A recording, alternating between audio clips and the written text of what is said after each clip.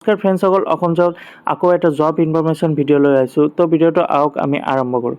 তো ফ্ৰেণ্ডসকল, আজিৰ ভিডিঅ'ত হৈছে যে শিৱসাগৰ ডিষ্ট্ৰিক্টৰ পৰা গাঁও পঞ্চায়তৰ কেইটামান পোষ্ট মুকলি কৰি দিছে। তাৰে ইয়াতে টোটাল 24টামান পোষ্ট আছে আৰু এইটো অফলাইনৰ জৰিয়তে আবেদন কৰিব লাগিব। শিৱসাগৰ DC অফিচত আপোনালোকে আবেদন কৰিব লাগিব 3 জুলাইৰ ভিতৰত। 3 জুলাই তাৰিখত লাষ্ট ডেট আৰু 3 জুলাইৰ আবেলি 5টাৰ ভিতৰত আপোনালোকে আবেদন কৰিব লাগিব। আপোনালোকৰ সকলো ডকুমেণ্টখিনি তাতে লৈ গৈ জমা দিব লাগিব। তো আহক ইয়াতে কি কি ডকুমেণ্ট বিচাৰিছে, কেনেদৰে এপ্লাই কৰিব, সকলোখিনি তথ্য এই ভিডিঅ'ৰ জৰিয়তে আপোনালোকে বুজি পাব। তো ইয়াতে টোটাল 24টামান পোষ্ট আছে। ইয়াতে নেম অফ ৰেভিনিউ চাৰ্কেল আছে আমগুৰি, শিৱসাগৰ, ডিমাও, সোণাৰী আৰু নাজিৰা। বয়সটো দিছে যে কমেও 30 ইয়াৰ্ছ হ'ব লাগিব। আপোনালোকৰ বয়স 30 ইয়াৰ্ছ হ'লেহে আপোনালোকে আবেদন কৰিব পাৰিব।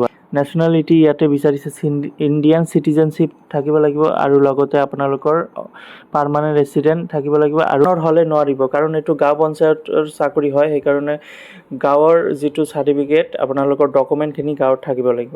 ইয়াতে চিলড্ৰেনৰ কথা বুলি ক'লে যে আপোনালোকে যদি বিয়া পাতিছে তো ইয়াতে 2টাতকৈ অধিক যদি সন্তান হয় এই পোষ্টটো আবেদন কৰিব নোৱাৰে।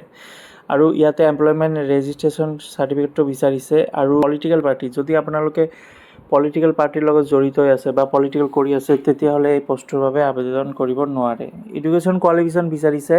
ইয়াতে অকল 10 পাছ মানে মেট্ৰিক পাছ হ'লেও আবেদন কৰিব পাৰিব। তো ফ্ৰেণ্ডসকল, এই পোষ্টটো আবেদন কৰাৰ বাবে কি কি ডকুমেণ্ট বিচাৰিছে? ৰিচেণ্ট পাছপোৰ্ট চাইজ ফটোগ্ৰাফি বিচাৰিছে। ৰিচেণ্ট বুলি ক'লে যে বৰ্তমান সময়ত আপোনালোকৰ পাছপোৰ্ট চাইজ এটা ফটো বনাই ল'ব। আৰু এডুকেশ্যন কোৱালিফিকেশ্যন চাৰ্টিফিকেট বিচাৰিছে 10 পাছ, যিটো মেট্ৰিক পাছ।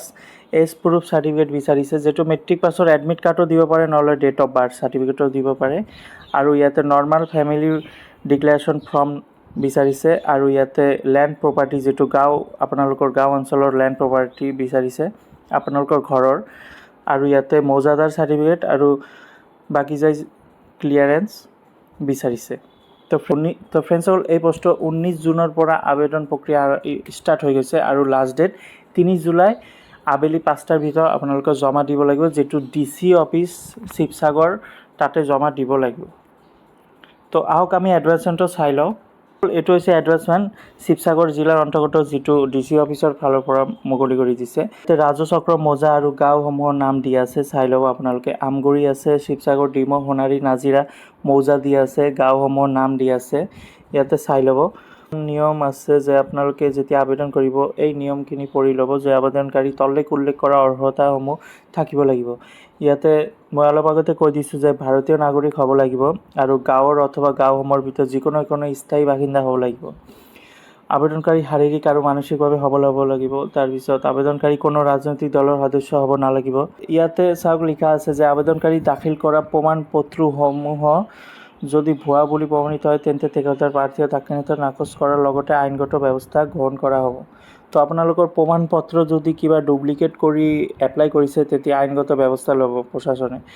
আৰু ইয়াতে আপোনালোকে আবেদন পত্ৰ শিৱসাগৰ জিলা আয়ুক্ত কাৰ্যালয় 3/7 অৰ্থাৎ জুলাই মাহৰ 3 তাৰিখত আবেলি 5টা বজাৰ ভিতৰত দাখিল কৰিব লাগিব। তো অলপ আগতে কৈ দিছোঁ, এইটো শিৱসাগৰ DC অফিচত 3 তাৰিখৰ জুলাই 3 তাৰিখৰ 5টাৰ ভিতৰত আবেলি 5টাৰ ভিতৰত আপোনালোকে জমা দিব লাগিব। সকলো ইচ্ছুক সিহঁতে আবেদন কৰি দিয়ক, কাৰণ এইটো এটা ভাল জব হয়, গাঁও পঞ্চায়তৰ চাকৰি হয়। তো ফ্ৰেণ্ডসকল, এইটো আছিল শিৱসাগৰৰ DC অফিচৰ ফালৰ পৰা যিটো গাঁওসমূহত খালী হৈ থকা চৰকাৰী প্ৰধানৰ পদ পূৰণৰ বাবে এইটো স্থানীয় উপযুক্ত প্ৰাৰ্থীৰ পৰা আবেদন বিচৰা হৈছে। আজিৰ ভিডিঅ'টো এইখিনিয়ে। নেক্সটত আকৌ ভিডিঅ' লৈ আহিম। যদি ভিডিঅ'টো ভাল লাগে লাইক আৰু নিজৰ বন্ধু বান্ধৱীক শ্বেয়াৰ কৰি দিব। ধন্যবাদ।